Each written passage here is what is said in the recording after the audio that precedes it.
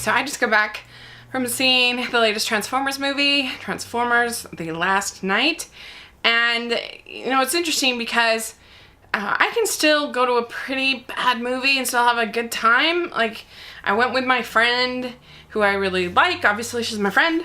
And we went to this super nice theater with these super comfortable lounge, luxurious seats, and you could get food, and it was really nice.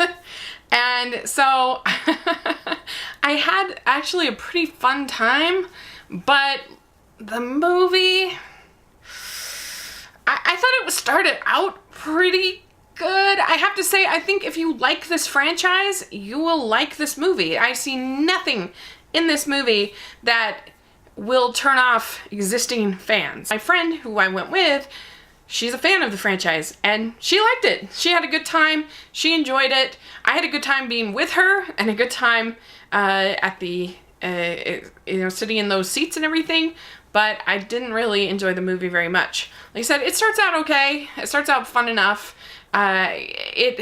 It's unfortunate because I feel like there was a real opportunity to, after they had this writer's room, I felt like there was a real opportunity to do something totally berserk, totally crazy, totally different, but in reality, they really didn't. The King Arthur stuff is very minimal, not seen very much in the movie, and the Nazi stuff that we were kind of promised is seriously probably, I don't even, if it's even like 2 minutes. It's so brief. And I don't know if they just got nervous about that because of some of the backlash that they got about that, and they took it out. But it's very, very, very, very brief. And so basically, I'm trying to think, it's kind of hard to, so the positives about this film is it is sort of spectacle entertainment. If you like this kind of film, then you can, I guess, kind of have fun with this one. I think that some people are saying this is the worst Transformers film. I disagree with that. I feel like there's nothing in here that is like super offensive, and in 2 and 4 there were elements that I found like morally repugnant and offensive, and so I would rather watch this because at least it's just like, I don't know, kind of just more of like a bland action movie, but it's probably giving it a little bit too much credit. But it didn't offend me like those other two. I would put it as number 3 if I was ranking these Transformers movies. I would say that you have 1 being the best, 3 being the second best, 5 third, and then I would say 4 and 2. I really hate 2 very much. So all of those, I don't know. None of them are great movies, so what are you gonna do? Also, some decent performances in here. The little girl, I thought she really tried. She was sort of, everything in this movie is used very sporadically. Like, you'll get a section with a character and a plot line, and then there'll be this long period without them, and then you'll get them again. And it's very confusing. There are so many plot points in this film. You almost need like a chart or something. It kind of reminds me of the second and third Pirates movie in that regard, but those are certainly better made and more interesting. But it kind of reminds me of that sense of like, they just keep adding more plot lines and more characters, and I'm having to keep up with so many different threads, and there's King Arthur, and then there's what happened there with Merlin and the staff, and then there's this character, there's the Mark Wahlberg character, and he's kind of hiding out, and then he meets this little girl, but then he becomes sort of, and he has this buddy who you see for a little bit. He's kind of running this, he's hiding out, and there's the Josh Duhamel character who's trying to find the Mark Wahlberg character, and he kind of runs this, I guess, this military counterintelligence, whatever kind of thing, who's investigating all of the robots. And then you have Tony Hale in here, who's kind of the nerd who is looking into the Unicron that is orbiting the Earth. And you have, I think her name is Narcissa, who is trying to, I think, like, drain the Earth of, I don't know, she wants to get the staff that is left by Merlin.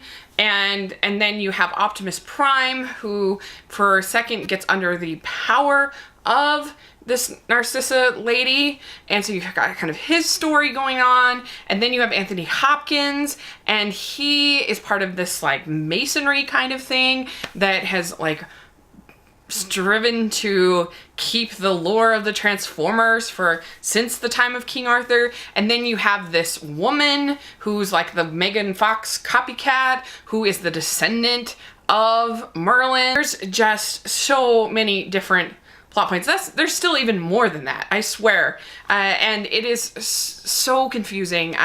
And like, there's so many sequences, particularly in the last half of the movie, where I was just like, what on earth? There's this scene in a submarine where they like crash at a certain point, and then they're like having dinner, and then they're fighting again, and then there's, I was just like, and he's like asking her on, Mark Wahl was asking her on a date at a certain time, and then all of a sudden they're in this other place, and then, and like, Mark Wahlberg is basically,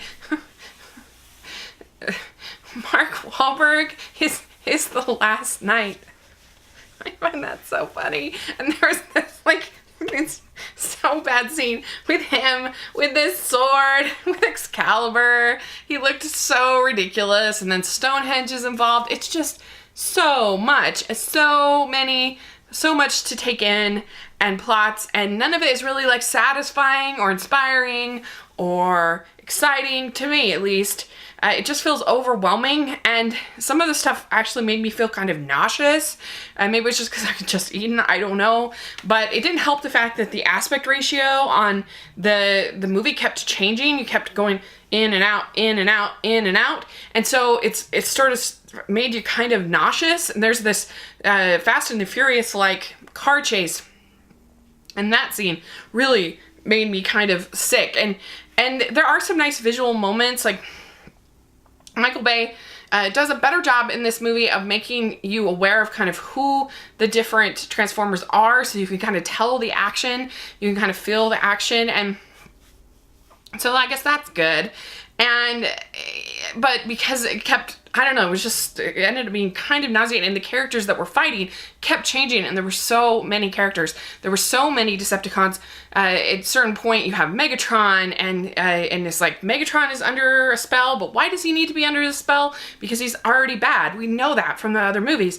And then we have Optimus Prime, who is like sometimes evil, sometimes not evil, and so which side is he on? Who's fighting who? What's going on? Where is the staff, and how does that get involved? And you have Narcissa with, or whatever her name is, with her staff, and Michael Bay female characters that are, it's like he has these characters that exist for, you have this beautiful woman, this beautiful smart, attractive woman, and like she's like mocked throughout the film. Like there's literally characters that exist solely to mock her. Like that's their like whole role in the movie, is to make fun of her dating life. And you're just like, okay, what? And like he somehow thinks that like if we put glasses on a Victoria's Secret model, that all of a sudden, oh, she's smart. And it was pretty bad, but I don't know. Oh well. I don't know. I don't know. I can't really get mad about it because it's exactly what I expected it to be. I feel like they could have done something wild and crazy and weird, and something that would have been sort of more fun, but this was a Michael Bay Transformers movie. So if you like this genre, if you like these sets of films, then you'll like it. If you don't, then you won't like it. And so there you go. But I was surprised that it wasn't made as well as his typical movies, like I said, as far as the constantly changing aspect ratios and being kind of nauseating and things, that I feel like usually he at least gets that part kind of right. But yeah, so I don't know. I'd give it like...